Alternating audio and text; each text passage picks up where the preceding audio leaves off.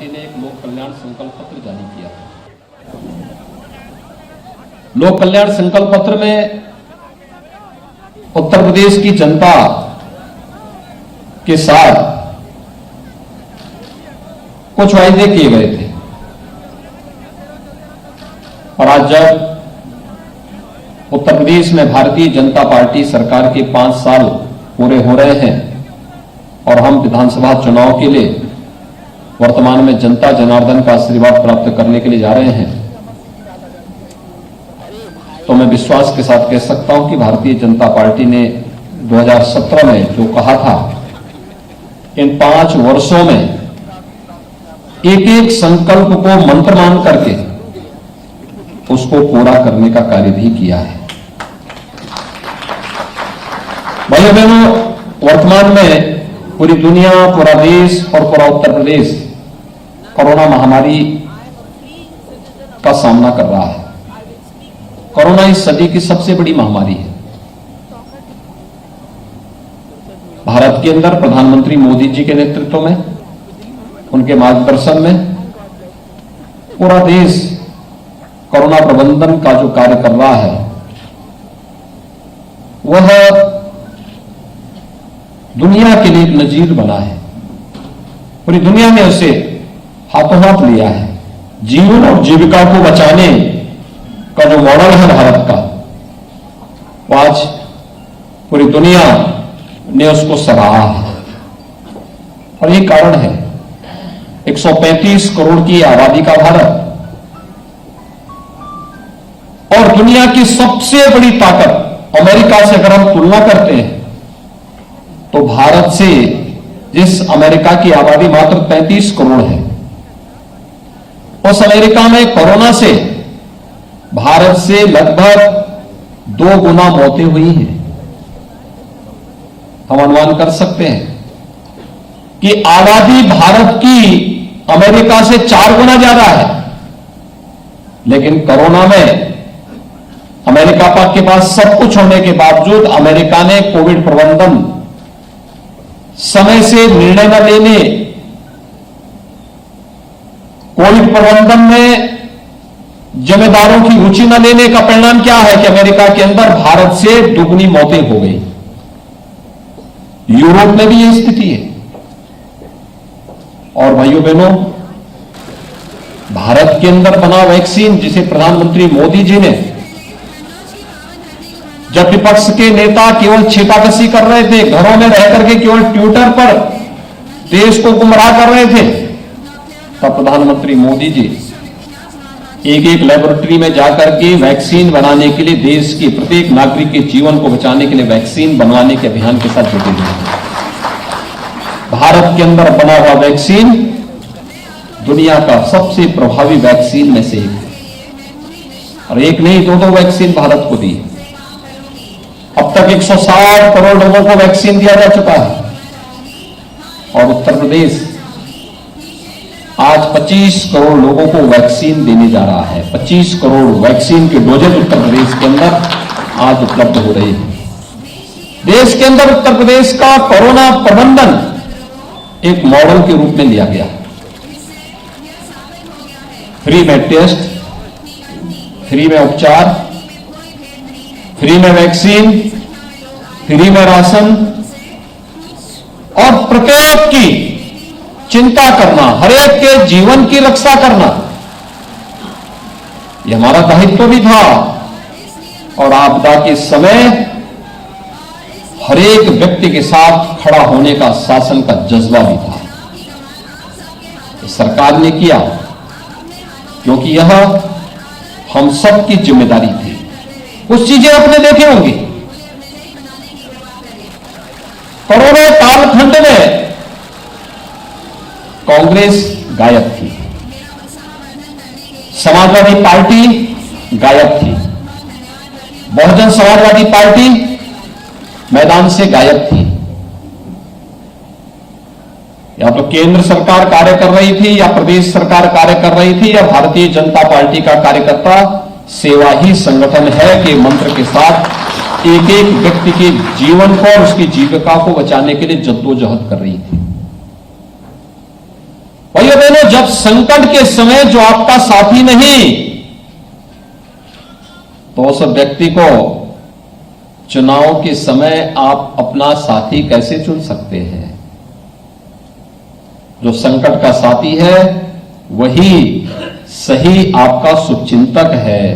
जो संकट में साथ छोड़ दे वह मित्र नहीं, वह शत्रु है। और मित्र और शत्रु की पहचान होना बहुत आवश्यक है। राजनीति में हमें इस बात को समझना होगा कि वास्तव में प्रदेश और देश के बारे में सही सोच रखने वाले कौन लोग हैं, और उस कार्यक्रम को हमें आगे बढ़ाना होगा। लोक कल्याण संकल्प पत्र की मैं बात कर रहा था। 2017 के पहले इस पश्चिमी उत्तर प्रदेश में हम आते थे, क्या स्थितियां थी? भय का माहौल था। बेटियां सड़कों पे नहीं निकल पाती थी, स्कूल नहीं जा पाती थी। बहुत सारी जगह तो ऐसा था कि सायंकाल सूर्यास्त के बाद सुनसान कर्फ्यू जैसा दृश्य हो जाता था। हर दूसरे तीसरे दिन कोई ना कोई दंगा होता था। माफिया सत्ता के संरक्षण में जिस किसी की भी भूमि पर कब्जा कर लेते थे। विकास के बारे में कोई सरकार का विजन नहीं था। शासन की योजनाओं का लाभ गरीबों को नहीं मिल पाता था। भारतीय जनता पार्टी ने राष्ट्रवाद, सुशासन और विकास के मुद्दे पर इस चुनावी समर में अपने संकल्प पत्र के साथ भारतीय जनता पार्टी आई थी। पहले ही घोषणा आपने देखी होगी। हम लोग जब 2017 में आए तो हमारी सरकार ने, भारतीय जनता पार्टी की सरकार ने पहली घोषणा की थी। हमने पहला निर्णय लिया था अवैध बूचड़खानों को बंद करने का, बेटियों की सुरक्षा के लिए एंटी रोमियो स्क्वाड के गठन करने का, और 86 लाख किसानों का 36,000 करोड़ रुपए का कर्ज माफी का। यह भारतीय जनता पार्टी का पहला फैसला था सरकार का। समाजवादी पार्टी की सरकार भी 2012 में आई थी। पहला फैसला क्या था? राम जन्मभूमि पर आतंकी हमला करने वाले आतंकवादियों के मुकदमों को वापस लेने का। फर्क साफ है भाइयों बहनों, फर्क साफ है। वे आतंकवादियों के मुकदमों को वापस लेते थे, माफियाओं को संरक्षण देते थे, प्रदेश के पेशेवर माफिया और हिस्ट्री सीटर उनका शागिर्द बनते थे, सत्ता को शोषण का माध्यम बनाते थे। हमने सत्ता को सेवा का माध्यम बनाया।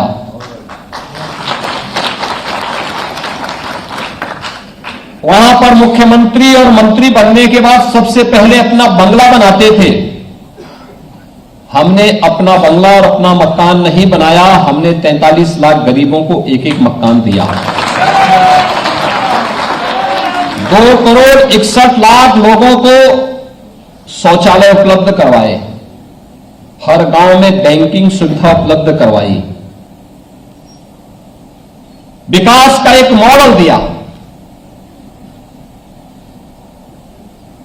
एशिया का सबसे बड़ा एयरपोर्ट जेवर में बनेगा। अब फिल्म सिटी के लिए मुंबई नहीं बल्कि गौतम बुद्ध नगर में फिल्म सिटी का निर्माण होगा।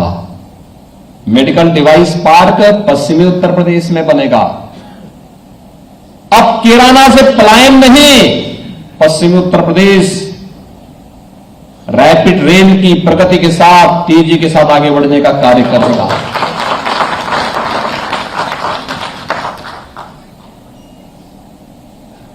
अलीगढ़ में अलीगढ़ मुस्लिम विश्वविद्यालय की स्थापना के लिए राजा महेंद्र प्रताप सिंह जी ने अपनी भूमि, अपनी प्रॉपर्टी दान की थी, लेकिन अलीगढ़ मुस्लिम विश्वविद्यालय में उनके नाम का एक भी पट नहीं। हमने उन्हीं के नाम पर एक विश्वविद्यालय, राजा महेंद्र प्रताप सिंह विश्वविद्यालय, उसी अलीगढ़ में स्थापित किया। राजा महेंद्र प्रताप सिंह 1915 में भारत की एक अंतरिम सरकार का गठन अफगानिस्तान में रहकर के किए थे देश की आजादी के दौरान। मेरठ में स्पोर्ट्स यूनिवर्सिटी का स्थापना हो रही है। सहारनपुर में मां शाकंभरी के नाम पर एक नए विश्वविद्यालय की स्थापना का कार्य चल रहा है। पहले गाजियाबाद में हज हाउस बनता था, हमारी सरकार ने कैलाश मानसरोवर का भवन बना दिया। भाइयों बहनों, पहले यहां के व्यापारियों से, यहां के उद्यमियों के साथ माफिया किस प्रकार का व्यवहार करते थे, आज किसी माफिया की हैसियत नहीं। किसी व्यापारी को, किसी चिकित्सक को, किसी संभ्रांत नागरिक को या किसी गरीब की संपत्ति पर कब्जा कर ले, क्योंकि अगर करेगा तो बुलडोजर भी चलेगा।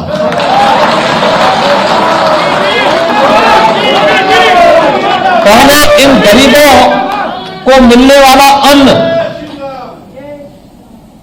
गरीबों के पास नहीं जाता था। ये अन्न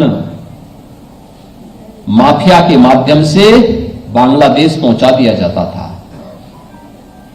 आज यह अन्न उन गरीबों को उपलब्ध हो रहा है। 15 करोड़ गरीबों को डबल इंजन की सरकार डबल डोज का अन्न भी उपलब्ध करवा रही है। 9 करोड़ लोगों को 5 लाख रुपए की सालाना स्वास्थ्य बीमा का कवर भी उपलब्ध कराया जा रहा है। और 1 करोड़ लोगों को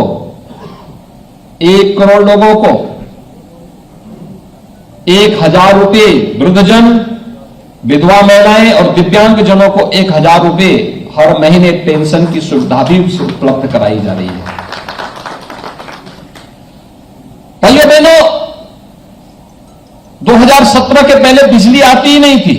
जो आज कह रहे हैं कि 300 यूनिट फ्री में बिजली देंगे, इनसे पूछना चाहिए, बिजली जब आती नहीं थी तुम बिजली नहीं देते थे, तुम तो अंधेरे में रहने के अभ्यस्त थे, क्योंकि चांदनी रात चोरों को अच्छी नहीं लगती है। तो लोग बिजली दें, जब बिजली नहीं आएगी तो बिजली फ्री में करने की बात कहां से करते हो जी? क्यों बेवकूफ बनाते हो? क्यों आंखों में धूल झोंकने का काम करते हो? नए नए सगुफे हमने अपने युवाओं के लिए टैबलेट और स्मार्टफोन देने की कार्रवाई की, और वो कह रहे हैं हम स्मार्टफोन हम भी देंगे। उनको मालूम नहीं कि उनको आना नहीं है, इसलिए कुछ भी बोल दो, कुछ भी बोल दो। कहते हैं पुरानी पेंशन बहाल करेंगे। जब ये पुरानी पेंशन रोकी गई थी तब उनके अब्बाजान ही प्रदेश के मुख्यमंत्री थे।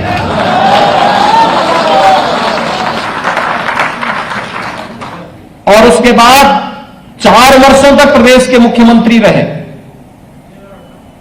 फिर 5 वर्ष तक उन्हें स्वयं प्रदेश के अंदर मुख्यमंत्री बनने का अवसर प्राप्त हुआ। लेकिन भाइयों बहनों, प्रदेश के सरकारी कर्मचारियों के बारे में उनके पास कोई सोच नहीं थी। न्यू पेंशन स्कीम में कर्मचारियों के अकाउंट भी नहीं उन्होंने खोले थे। और जो एम्प्लॉइज कंट्रीब्यूशन होता है, इसमें शासन 10% देता था, कर्मचारी को 10% देना था। अकाउंट ही नहीं थे, पैसा ही नहीं जमा होता था। पिछली सरकार ने 2004 से लेकर के 2017 तक कोई पैसा जमा नहीं किया। जब हम लोग आए, मैंने इसकी जांच की कि कर्मचारियों को न्यू पेंशन स्कीम में अगर वो रिटायर होता है, उसको इसका लाभ मिल रहा है कि नहीं मिल रहा है। तो हमारी सरकार ने आकर के उन सभी कर्मचारियों के अकाउंट खुलवाए। 10,000 करोड़ रुपए मैंने बजट से उपलब्ध करवा करके उनके अकाउंट में जमा करवाने का कार्य किया। 10,000 करोड़ रुपए। और एम्प्लॉइज कंट्रीब्यूशन को भी मैंने 10% से, राज्य सरकार का 10% शेयर से बढ़ा के 14% करने का कार्य भारतीय जनता पार्टी की सरकार ने किया। कोरोना कालखंड में किसी भी कर्मचारी के वेतन में हमने कटौती नहीं की। तमाम जगह राज्य सरकारों ने कटौती कर दी थी, उत्तर प्रदेश ने नहीं की। लेकिन जिन लोगों ने विकास नहीं किया, माफियाओं को संरक्षण दिया, पेशेवर अपराधियों को शागिर्द बनाकर के प्रदेश में लूटमाट मचाई, प्रदेश में दंगों की एक नई श्रृंखला खड़ी की, आज उनके टिकट भी उसी रूप में आप देखने को मिले होंगे। आप देख रहे होंगे किस किस प्रकार के टिकट दिए जा रहे हैं। किराना में व्यापारियों और हिंदुओं के पलायन के लिए जिम्मेदार व्यक्ति को किराना से टिकट दे दिया, बुलंदशहर में, मुजफ्फरनगर में, सहारनपुर में, लोनी में, मुरादाबाद में, अमरोहा में एक लंबी फेहरिस्त है। देखते जाइए किस प्रकार के लोगों को टिकट दे रहे हैं। यह उनकी सोच बताती है। भारतीय जनता पार्टी ने सामाजिक संतुलन को बनाए रखते हुए हर एक तबके को प्रतिनिधित्व भी दिया है, लेकिन साथ साथ राष्ट्रवाद, विकास और सुशासन के मुद्दे पर कोई समझौता भी नहीं किया है। और मैं यही कहने के लिए आज आपके पास आया हूं भाइयों बहनों कि भारतीय जनता पार्टी इस चुनावी समर में आप सबके सामने है, आप सबसे कहने के लिए आई है। आपने 2014 में, 2017 में, 2019 में भारतीय जनता पार्टी को अपना आशीर्वाद दिया, भारतीय जनता पार्टी के प्रत्याशियों को अपना आशीर्वाद दिया। बदले में विकास और सुशासन का मॉडल, राष्ट्रवाद का एक नया मॉडल भारतीय जनता पार्टी ने दिया। जो कहा सो करके दिखा दिया। हमने जो भी कहा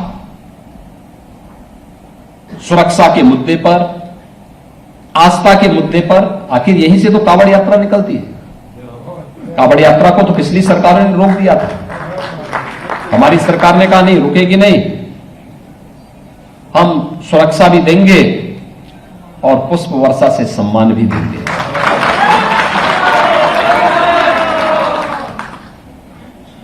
हमने तो नहीं रोका। भाइयों बहनों, ये विकास की भी आप देखते होंगे। मुझे लगता है कोई महीना नहीं रहा होगा जब यहां के सांसद जनरल वीके सिंह जी, यहां के विधायक श्री सुनील शर्मा जी, जब यहां के विकास के मुद्दे को लेकर के हमारे सामने मेरे पास न आते रहे हो, या भारत सरकार के माध्यम से विकास विभिन्न योजनाओं को लेकर के न आते रहे हो। गाजियाबाद शहर आज एक नया मॉडल शहर बन गया। पहले क्या था? यानी दिल्ली के बगल में किस प्रकार की स्थिति थी गाजियाबाद की, घनी आबादी के बीच में किस प्रकार की अव्यवस्था की स्थिति थी। आज गाजियाबाद एक नया मॉडल के रूप में उभर रहा है। और इसलिए मैं आज आप सबको कहने के लिए आया हूं कि भारतीय जनता पार्टी क्यों प्रदेश में कानून का राज हो, हिस्ट्री सीटर थानों का संचालन न करें, पेशेवर अपराधी सत्ता का संरक्षण न पाने पाए, भ्रष्टाचार पर प्रभावी अंकुश रहे, माफियाओं के खिलाफ बुलडोजर चलता रहे, दंगाइयों को सख्त सजा दी जा सके, तुष्टीकरण की राजनीति के लिए कोई स्थान न हो, सरकारी भर्ती में पारदर्शिता बनी रहे, गरीबों को किसी के सामने हाथ न फैलाना पड़े, बिजली निर्बाध रूप से 24 घंटा मिलती रहे, एक्सप्रेसवे जीवन की रफ्तार को बढ़ाती रहे, बहन बेटियों के सम्मान के साथ कोई गुंडा खिलवाड़ न कर सके। आगे भी कोरोना जैसी महामारी का बेहतरीन प्रबंधन करने की स्थिति बनी रहे, हर जिले में मेडिकल कॉलेज बेहतरीन उपचार के लिए स्थापित हो सके, निवेश आता रहे और उद्योग धंधे विकसित होते रहें, रोजगार सबको अपने घर के पास मिले। इन सब बातों के लिए भारतीय जनता पार्टी आवश्यक है। और आप सबसे मैं अपील करने के लिए आया हूं, आप सभी प्रबुद्ध जन हैं, आपका अपना एक दायरा है, क्योंकि यहां पर इलेक्शन कमीशन की एक गाइडलाइन है और कोरोना प्रोटोकॉल भी है। उसमें एक सीमित संख्या में बुलाया गया है।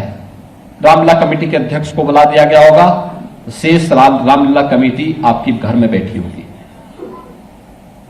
किसी एक संगठन को आईएमए से जुड़े हुए किसी एक पदाधिकारी, दो पदाधिकारियों को बुला दिया होगा, बाकी उनके सभी सदस्य पूरे इस महानगर के अंदर बिखरे पड़े हैं। अधिवक्ता परिषद से जुड़े हुए एक दो पदाधिकारी आए होंगे, शिक्षक संघ से जुड़े हुए एक दो पदाधिकारी आए होंगे, बाकी लोग अपने कार्य में व्यस्त होंगे। आप सबसे हमारी अपील है, आप में से हर व्यक्ति मेरे प्रतिनिधि के रूप में, जनरल वीके सिंह जी के प्रतिनिधि के रूप में, श्री सुनील शर्मा बनकर के अपने अपने संगठन और अपने अपने तबके के साथ बैठ करके राष्ट्रवाद, विकास और सुशासन की इस मुहिम को घर घर तक पहुंचाने में अपना योगदान दें। कोरोना कालखंड में अधिक से अधिक मतदान, और मैं आपको इस बात के लिए कह सकता हूं, एक नया जल जीवन मिशन को हम लागू कर रहे हैं, हर घर नल योजना। ये खोड़ा से जुड़ी हुई समस्या, मोहन आपके यहां पर जो अन्य जो यहां की समस्याएं हैं, खासतौर पर खोड़ा नगर पालिका में, मोहन नगर में जो पेयजल की समस्या है, इस पेयजल की समस्या का समाधान हमारी ही सरकार करेगी। ये जल जीवन मिशन का हिस्सा बन चुका है। आप देख सकते हैं, हमने बुंदेलखंड की प्यास को बुझा दिया, वहां पर हर घर तक जल पहुंच चुका है। जिस बुंदेलखंड में पानी के लिए ट्रेन से पानी पहुंचाया जाता था, आज हमने पाइप से हर घर पानी पहुंचा दिया। बुंदेलखंड एक बहुत बड़ा एरिया है। उन सभी 7 जनपदों में हर घर में पानी पहुंचने की तैयारी कर दी हमने, हर खेत में पानी पहुंचाने की कार्रवाई कर दी हम लोगों ने। तो ये तो यहां पे तो हमारी गंग नहर है, यहां पे तो सभी सुविधाएं हैं। इसलिए भाइयों बहनों, आप सबसे अपील है, भारतीय जनता पार्टी के प्रत्याशियों को, यहां पर श्री सुनील शर्मा साहिबाबाद से, सबसे बड़ी विधानसभा है प्रदेश की,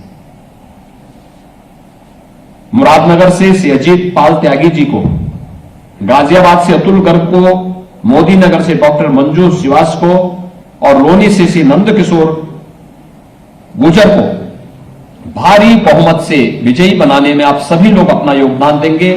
भारतीय जनता पार्टी की राष्ट्रवाद, सुशासन और विकास की सोच वाली सरकार को प्रदेश के अंदर लाने में अपना योगदान देंगे। इस विश्वास के साथ मैं अपनी वाणी को यहीं पर विराम देता हूं। धन्यवाद। जय हिंद।